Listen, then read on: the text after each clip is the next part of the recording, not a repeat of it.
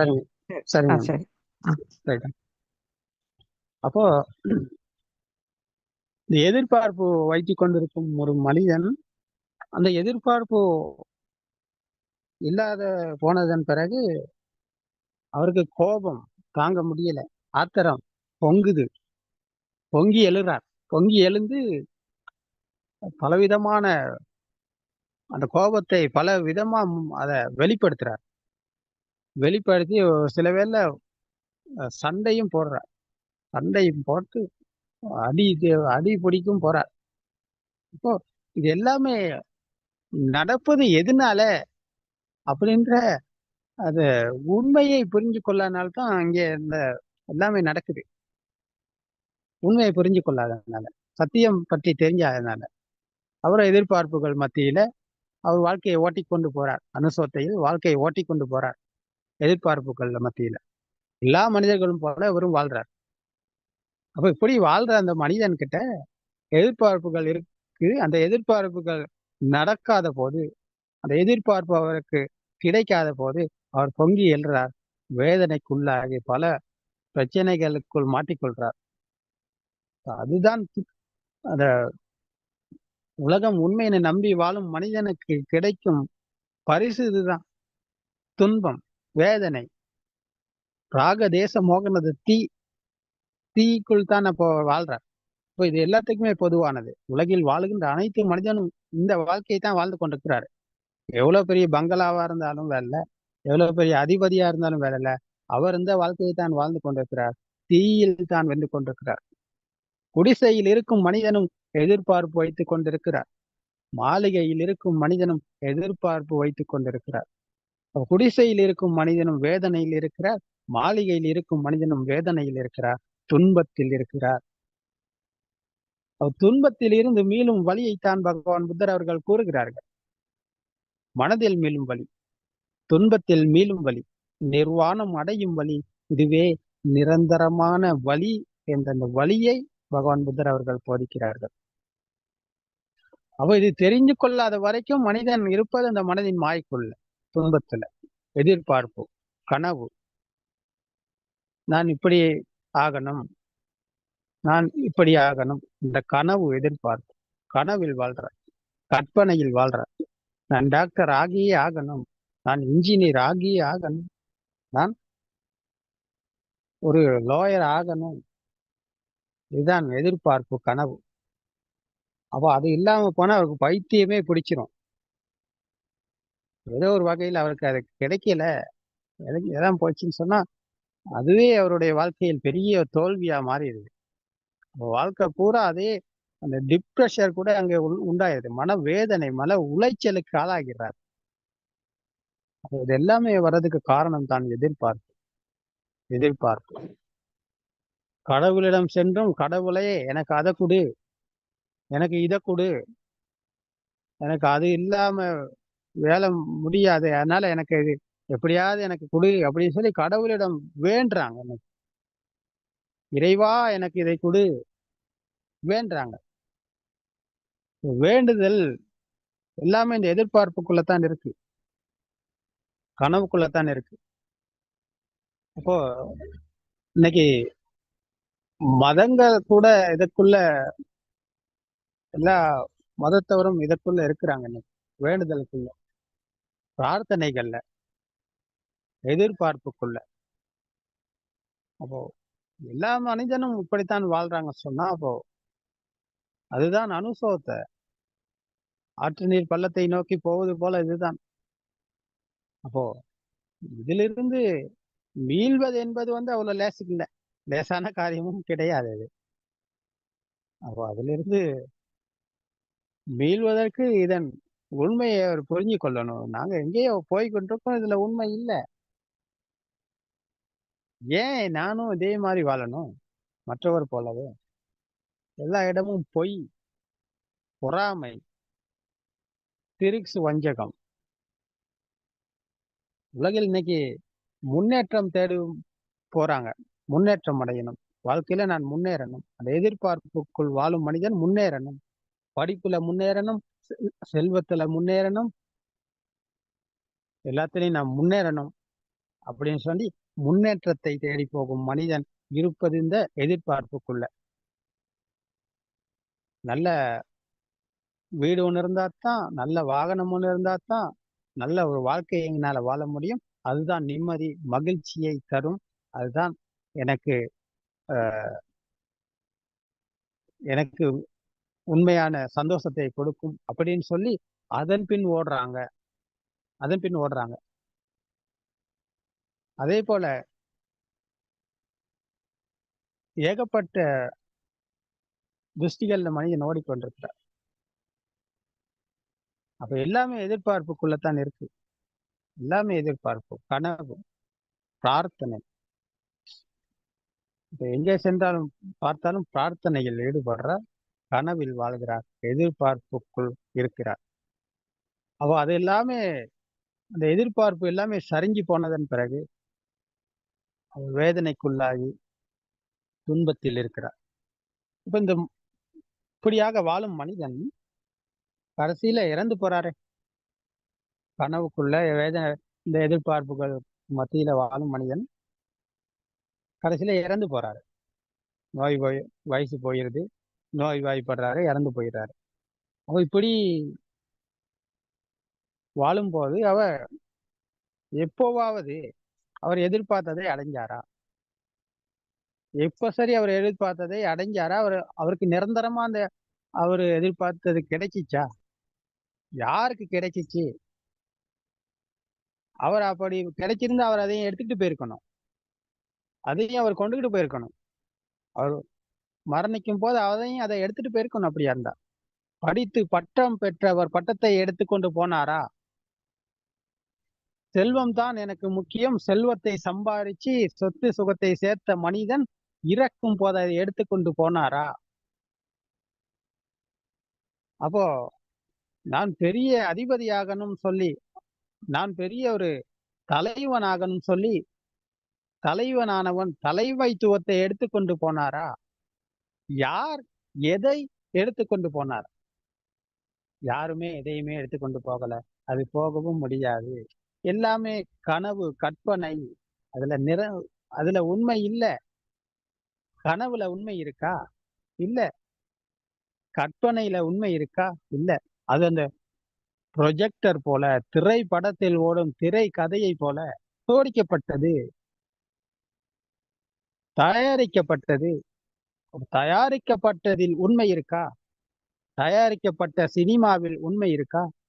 Cinema என்பது ப்ரொஜெக்டர்ல ஓடுதுன்னு சொன்னா அதுக்குள்ள ஒண்ணும் இல்ல. எல்லாமே தயாரிக்கப்பட்டது. அப்போ அதுக்குள்ள ஒண்ணும் இல்ல என்பது எங்களுக்கு நல்லா புரியும். அது எல்லாமே இருக்காங்க. நடிகை, நடிகைகள் எல்லாமே இருக்கிறாங்க. ஆனால் இது தயாரிக்கப்பட்டது. அதில் உண்மை இல்ல. இது ஒரு கற்பனை கதை என்பது எங்களுக்கு புரியும். நல்லா புரியும். இதே போலத்தான் நாங்கள் நிஜ வாழ்க்கையிலும் கற்பனையில தான் வாழ்றோம். கனவுல தான் வாழ்றோம். அப்ப இது எல்லாமே சோடிக்கப்பட்டது. எப்படி சோதிக்கப்பட்டது? கண்ணால், காதால், மூக்கால், நாக்கால், உடலால், மனதால் சோடிக்கப்பட்டது. இந்த 6 உற்பத்தி நிலையங்களாலும் சோடிக்கப்பட்ட ஒரு கதையை நாங்கள் ஏற்படுத்திக்கொண்டு, அந்த கதையை உண்மை என்று நம்பி, அந்த கதை பின் நாங்க ஓடிக்கொண்டிருக்கிறோம். மனதின் பின் ஓடிக்கொண்டிருக்கோம். மாயைக்குள் அகப்பட்டிருக்கிறோம். இதுதான் உண்மை. அப்ப அந்த மாயையிலிருந்து மீளும் வழியைத்தான் பகவான் புத்தர் அவர்கள் கூறுகிறார்கள். மனதில் மீளும் வழி, துன்பத்தில் மீளும் வழி, நிர்வாணம் அடையும் வழி, இதுவே நிரந்தரமான வழி.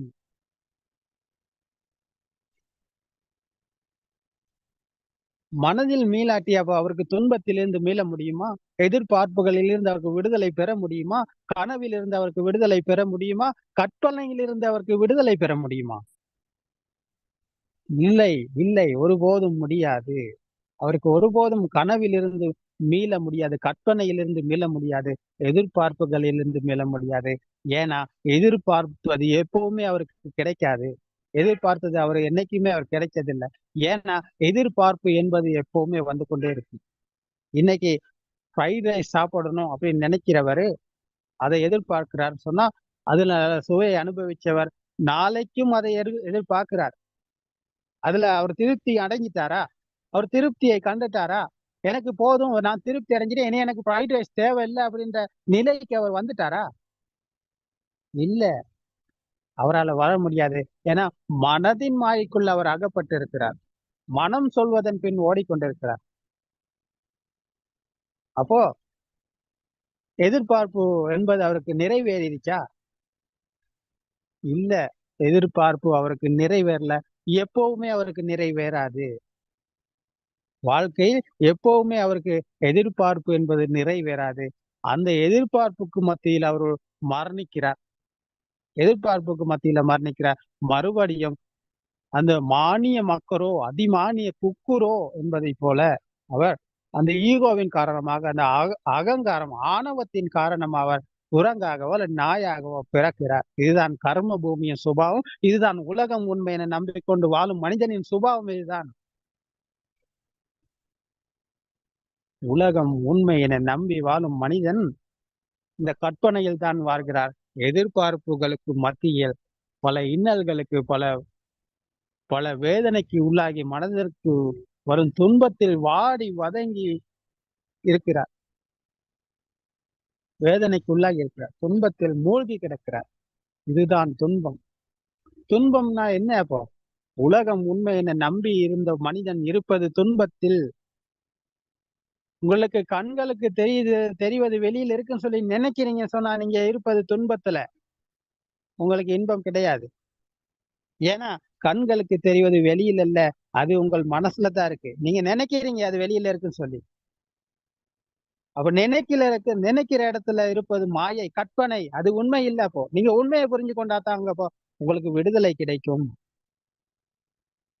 அப்போதான் நீங்க துன்பத்தில் இருந்து மீள்வீங்க.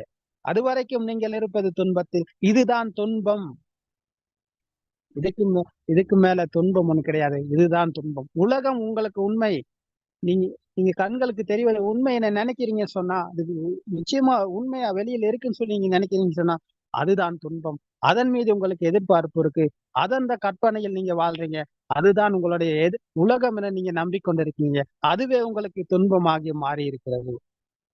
அப்போ நீங்கள் இருப்பது துன்பத்தில். ஏன்னா இல்லாத ஒன்று இருக்குது, நிச்சயமா இருக்கு, உண்மையா இருக்குன்னு சொல்லி நினைச்சு பிடிச்சு கொண்டிருக்கீங்க. பிடியில் இருக்கனால நீங்க துன்பத்துக்கு முகம் கொடுத்து கொண்டிருக்கீங்க. துன்பத்தில் வாடி வதங்கி போட்டி, பொறாமை, பழிவாங்கல், கப்படித்தனம், வஞ்சகம் இந்த துஷ்டிகளுக்குள் கோர்க்கப்பட்ட அந்த கோர்வையில் உங்களுடைய பயணம் ஆற்று நீர் பள்ளத்தை நோக்கி போதல் போல போய் கொண்டிருக்கீங்க நீங்க. இதுதான் உண்மை கதை.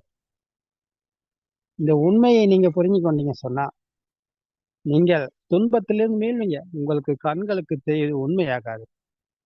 கண்களுக்கு தெரிவது வெளியில் இல்ல அப்போ உங்களுக்கு. கண் கண் என்பது உண்மை அல்ல. கண்ணை திறந்து பார்ப்பதனால வெளியில இருக்குன்னு சொல்லி நாங்க நினைக்கிறோம். கண்ணை மூடிக்கொண்டா ஏதாவது வெளியில இருக்கா? கண் இருப்பதனால தான் வெளிச்சமும் இருக்கு. கண் இல்லைன்னு சொன்னா வெளிச்சம் எங்கேயாவது இருக்குதா? கண்ணை மூடிக்கொண்டா வெளிச்சம் இருக்கா? எல்லாமே இருள் தானே. கண்ணை மூடிக்கொண்டா வெளிச்சம் இல்ல. அப்போ கண் தான் உலகம். சக்கும் நிச்சங்வா அனிச்சங்வா அனிச்சங் பந்தே. கண் கண்களுக்கு தெரிவது நிச்சயமா அனிச்சயமா என்று கேட்கிறார் பகவான் புத்தர் அவர்கள். அனித்தியம் உண்மை அல்ல என்று சொல்கிறார்கள் பிக்ஷுக்கள். இதுதான் உண்மையான பிக்ஷு இங்கேதான் இருக்கிறார். கண்களுக்கு தெரிவது நிச்சயம் இல்லை, அது உண்மை இல்லை என்று சொல்கிறார் என்றால் அவர்தான் பிக்ஷு. அவர்தான் படிசோத்தைக்கு வந்தவர். அது வரைக்கும் யாருமே பிக்ஷு கிடையாதுங்க. கண்களுக்கு தெரிவது வெளியில் இருக்குன்னு சொல்லும் மனிதன் ஒரு பிக்ஷு கிடையாது. அவர் வெறுமனே போர்வையில் இருப்பவர். அப்போ அனுசோத்தையிலிருந்து படிசோத்தைக்கு வந்தவர் கண்களுக்கு தெரிவதை வெளியில் இருக்குன்னு சொல்லி அவர் இன்னைக்குமே காண மாட்டார். அது ஒரு எண்ணம் மட்டும்தான் அவருக்கு. கண்களுக்கு தெரிவது அப்போ எனக்கு தெரிவதில்லை. அப்போ எனக்கு தெரியாட்டி நானும் இங்கே இல்லை. கண் என்பது ஒரு சென்சர். அப்போ கண்களுக்கு தெரிவது எனக்கு தெரியாட்டி இப்போ நான் எங்கே இருக்கேன்? இப்போ நானும் இல்லை. கண் தான் உலகம் என்றால் கண்ணிலிருந்து மீண்டு விட்டதன் பிறகு கண்ணுக்குள் நான் இருக்கேனா? கண்ணில் நான் இருக்கேனா? கண்ணில் நான் இல்லை. கண்ணில் இருந்து மீண்டவர் கண்ணுக்கு மீண்டும் அகப்பட மாட்டார். இது அழகானது. இதை பெற்றுக்கொள்ளணும், அதை அடையணும், இதை எப்படியாவது தன் வசப்படுத்திக் கொள்ளணும் என்று அவர் அந்த துஷ்டியில் இல்ல அவர் இருக்கிறார்.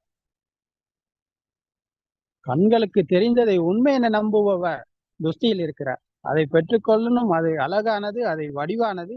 இது ரொம்ப பியூட்டிஃபுல்லா இருக்கு. அதை எப்படியாவது அடையணும் சொல்லி அவர் எதிர்பார்க்கிறார். ஆனா கண்களுக்கு தெரிவது உண்மை இல்ல, அது எனக்கு தெரியல, இது ஒரு சென்சர் மட்டும்தான். அப்போ நாங்கள் நினைக்கிறோம் இது ஒரு எண்ணம் மட்டும்தான். இந்த சத்தியத்தை புரிந்து கொள்பவர் அதை அடையவோ, அதை தன்வசப்படுத்திக் கொள்ளவோ, அதை அதை எப்படியாவது கைப்பற்றவோ போவாரா? போவாரா?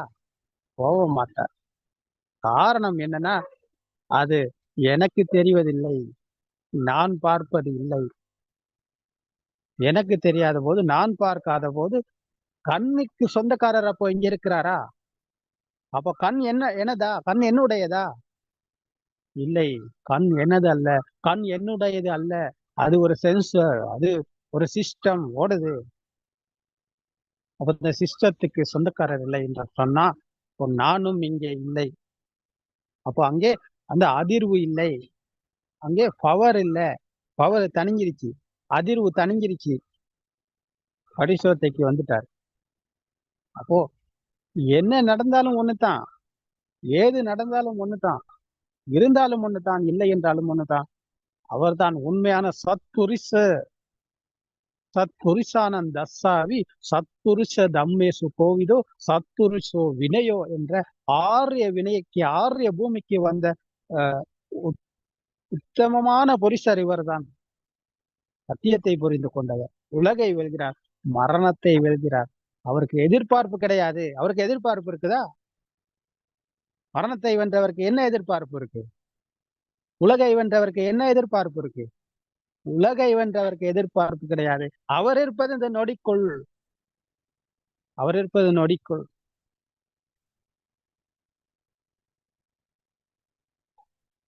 துர்லபங் செனசம்பத்தி என்ற இந்த செனையை என்ற அந்த நொடிக்குள் விழித்துக் கொள்ளுகிறார். அவருக்கு இருப்பது நொடி மட்டும்தான், நொடியில் மட்டும்தான் அவர் இருக்கிறார். அவருக்கு எதிர்காலம் பற்றினதோ, இறந்த காலம் பற்றினதோ, நிகழ்காலம் பற்றின எந்த ஒரு எண்ணமும், அவருக்கு எந்த எண்ணம் வந்தாலும் அவருக்கு அது உண்மையாகாது. எந்த எண்ணம் வந்தாலும் அது உண்மை இல்லை. எந்த எண்ணமாக இருந்தாலும் அதில் உண்மை இல்லை என்ற சத்தியத்தை புரிந்து உணர்ந்தவர் எண்ணங்களில் இருந்து மீள்கிறார், மனதில் இருந்து மீள்கிறார், விடுதலை பெறுகிறார். இதுதான் விடுதலை. நாங்க நினைக்கிறோம் இன்னைக்கு எல்லாம் எங்களுக்கு விடுதலை கிடைச்சிருன்னு சொல்லி. நாங்க நாங்க எல்லாமே ஆயா பண்ணா இருக்கிறோம் அப்படின்னு சொல்லி நினைச்சுக்கிட்டு இருக்கோம். இல்ல, யாருமே விடுதலை பெறல. உண்மையை புரிந்து கொள்ளாத மனிதன் அத்தனை பேரும் மனதின் மாய்க்குள் அகப்பட்டு, மனதின் துஷ்டிக்குள் இருக்கும் எல்லாமே வேதனைக்குள்ளாகி இருக்கீங்க, மனதின் துன்பத்துக்கு உள்ளாகி இருக்கீங்க. அப்போ உங்களுக்கு விடுதலை என்பது கிடையாது. நீங்கள் விடுதலை பெறணுமா இருந்தா மனசுல இருந்து நீங்க விடுதலை பெறணும், மனதின் மாயிலிருந்து நீங்கள் விடுதலை பெறணும், கற்பனையிலிருந்து நீங்கள் விடுதலை பெறணும். இதுதான் நிரந்தரமான விடுதலை, விமோச்சனம். இந்த விமோச்சனம், விடுதலை இருப்பது இந்த புத்தோத்பாத போதனைகளில். அது இன்னைக்கு உலகத்துக்கே கேக்குதுன்னு சொன்னா, மகா காம்பீரமான சிங்கநாதம் இங்கேதான் இருக்கிறது. அது உலகத்துக்கே இன்னைக்கு ஒலிக்குது, கேக்குது. இந்த ஒளியின், இந்த குரலினூடாக இதை நீங்க கேட்டு பாருங்க, கேட்டு பாருங்க, உங்களுக்கு புரியும் இதன் உண்மை என்ன, சத்தியம் என்ன, இதில் கூறப்படும் விடயம் என்ன என்ற கேட்டு பார்த்தீங்க சொன்னா புரியும். இது துர்லபம். துர்லபம் மனுஷத்தான் துர்லபம் சத்தர்ம சிரவணம் துர்லபம் பிரதிரூப தேச வாசோச்ச துர்லபம் சன சம்பத்தி. துர்லபம் சத்திய தர்மம் என்பது அதி துர்லபம். அதை கேட்கறீங்க சொன்னா அதை விட துர்லபம் இது.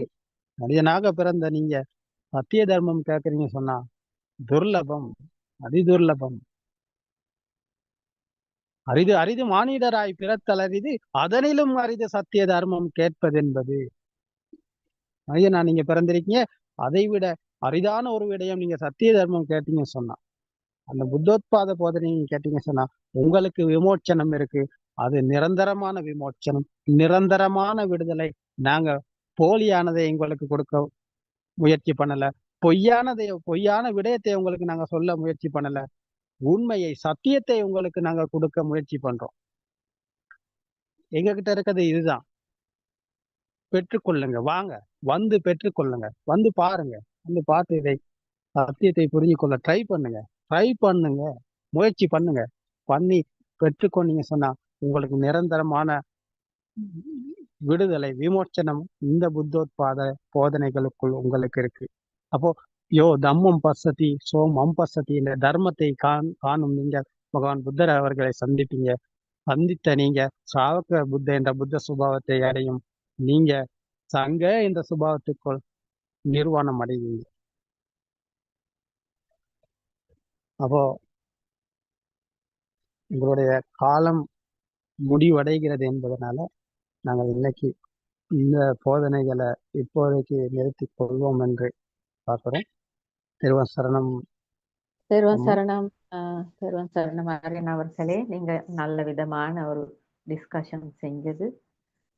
இது நான் நினைக்கிறது இந்த உலகத்தில் இருந்த இந்த கண்ட்ரியில இருந்து எல்லாம் தமிழ் ஆக்களுக்கு காதுக்கு போகணும்னு நான் நினைக்கிறேன். மிச்சம் நன்றி. அப்ப இன்னைக்கு நாங்க எங்க டிஸ்கஷன் முடிவாகும். அனைவருக்கும் வணக்கம். திருவன் சரணம். எங்களுடைய குருநாதர் அதி கௌரவான புத்தோத்பாத ஆரியன் மகன்ஸ்ரீ அவர்களுக்கு பாத நமஸ்காரம். திருவன் சரணம். திருவன் சரணம்.